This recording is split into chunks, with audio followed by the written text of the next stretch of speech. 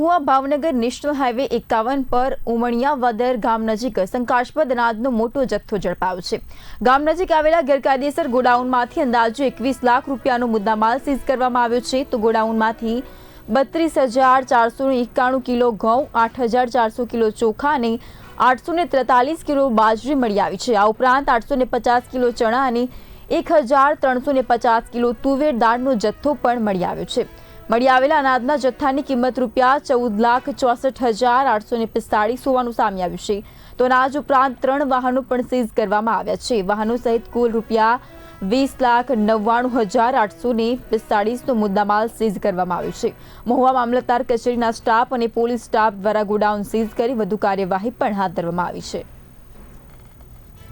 આજરોજ police control room ખાતે એક ફરિયાદ મળેલી કે અહીંયા આપણે નેશનલ હાઈવે ઉપર ઉમણિયાવદર પેટ્રોલ પંપની પાછળની સામેની સાઈડમાં આવેલ એક અનાજના ગોડાઉનમાં ગેરકાયદેસર જથ્થો હોવાની પોલીસ કંટ્રોલ રૂમ ખાતે કમ્પ્લેન આવેલી, જે અન્વયે આજરોજ પોલીસ ડિપાર્ટમેન્ટ અને અમારા નાયબ મામલતદાર પુરવઠા દ્વારા સ્થળ તપાસ કરતા ત્યારબાદ આજરોજ ઘઉંનો જથ્થો 32,491 કિલો, ચોખા 8,400 કિલો, બાજરી 843 કિલો, ચણા 850 કિલો, તુવેર દાળ 1,350 કિલો તેમજ એક કેરી વાહન, એક બોલેરો અને એક રિક્ષા, આ તમામ જથ્થો મળી આવેલો હતો।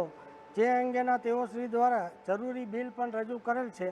જે અંગેની વિશેષ તપાસ હવે ડીએસઓ સાહેબ કક્ષાએથી થશે અને ઉપરોક્ત જથ્થો અને વાહન તમામ વસ્તુ આજરોજ સીઝ કરવામાં આવેલ છે, જેની કિંમત છે 20,99,845 અને ગોડાઉન પણ આજરોજ સીલ કરવામાં આવે છે।